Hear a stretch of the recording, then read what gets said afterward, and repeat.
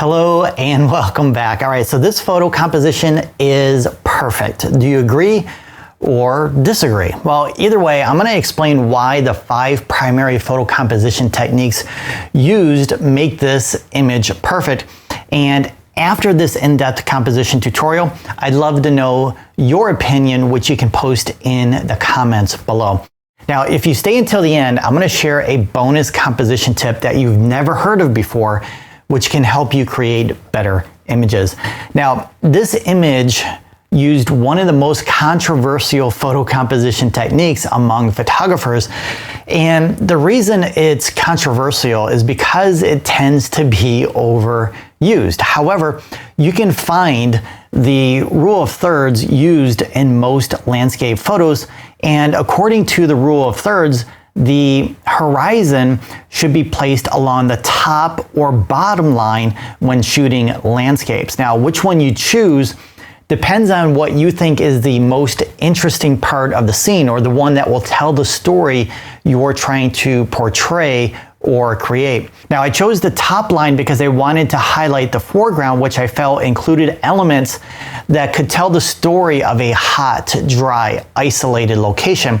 Now, the rule of third states that if you want a stronger composition, you should place your elements along the left or right side, which is where I placed this dead bush. Now, looking back, to create a stronger composition, the bush should have been placed along a point where 2 lines intersect according to the rule of thirds. But because the sun was setting faster than I would have liked, I didn't quite get that bush at that point of intersection. And that's okay because I still love this image. Anyway, let's review the second composition technique used. Now, when I started photography in the early 90s, I knew nothing about composition, what it was, or any of the 30+ composition techniques and rules we can use to create better images. But I did study images that I liked, copying them in a way and trying to apply what I saw to my own images. One pattern that I recognized on a regular basis included a foreground element like flowers or a boulder. And in this image, I added this dead bush because I felt it would not only add an additional point of interest, but also add to the story.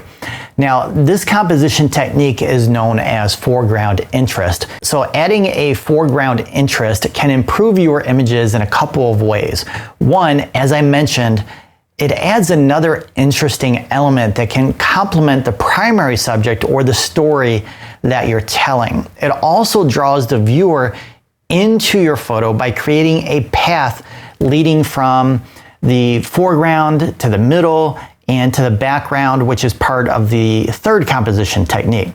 Now, one of the most difficult aspects of photography in general is capturing our 3D world and presenting it in a 2D format, whether the image is shown online and or in print. So how can you give your photos an impression of being 3D, and why would you want to do that? Well, if you can add depth to your images, they will become more dimensional and memorable, and this can be done with the layering composition technique.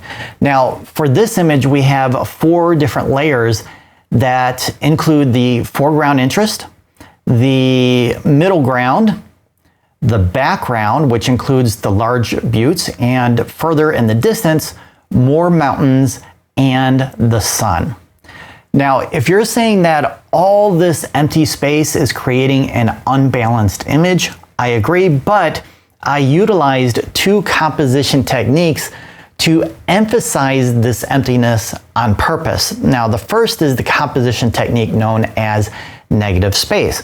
Negative space is typically used to emphasize a subject around the empty space, or it can be used to balance an image.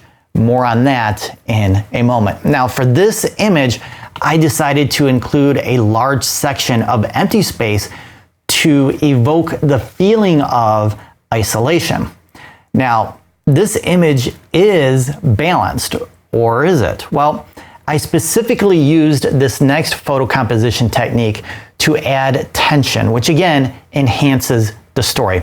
Now, at first glance, dividing it in half is not balanced, but if we look closer, we will see that we have a large empty space over here and a smaller empty space up here. Now remember, according to the negative space rule, one of its functions is to create balance. So those negative spaces balance each other out a little bit anyway. Since one is bigger than the other, it's not perfect. However, the brightness and the colors up here make up for the lack of size, and I think that's why those two sections balance each other out. Next, we have this area with the foreground interest and the top right. Now, to be honest, these two do not balance each other out, but the butte and the sun's brightness dominates versus the lower left side. So we can also divide this image into the top third and the bottom 2/3. So the top third with the buttes feels heavy, and the bright sunlight aggressively attracts our eyes to that area. And then the bottom 2/3 balance that out due to its size. Now, this composition technique is known as asymmetry. Asymmetry in photography is a composition technique that balances visual elements without mirroring them or creating a symmetrically balanced photo. Now, to use it, you're going to place uneven elements across your frame in a way that creates an imbalance that is harmonious and pleasing to the eye. Now, unlike symmetry, which divides a frame into mirrored halves, asymmetry relies on an equal distribution of visual weight across the composition. And when done correctly, asymmetry provides a more interesting, dynamic, and visually engaging photo like this image. All right, so far we've covered 5 different photo composition techniques, and I've said several times that I use them to create a story. Now, storytelling in photography is a skill anyone can learn once they know the 5 keys to creating stories with their images.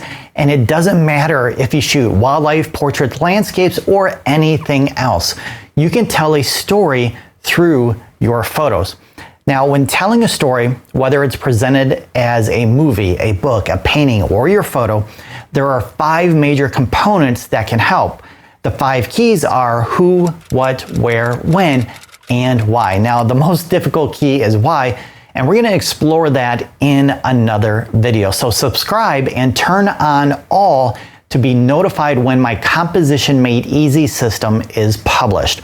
Now, the who, or the primary subject of this image, is the buttes due to its size and brightness level, which is very dark in this case, and it evokes a sense of heaviness or weight that dominates the image. Now, the foreground, middle ground, and background indicate where. The what, which provides more insights into the location, includes the foreground interest, the empty space, the setting or rising sun, and the mountain behind that all provide additional context. Then the setting or rising sun gives you the time of day, so the when.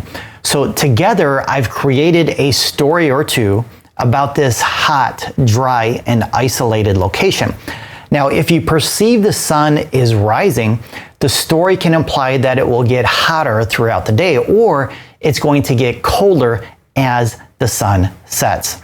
All right, so previously I mentioned that there are over 30 composition techniques that you can use to create better images, but we only covered 5 of them. So what are the others, and how can you use them to improve your photography? Well, watch this composition playlist next to elevate your photographic skills. Thanks for listening and have an awesome day.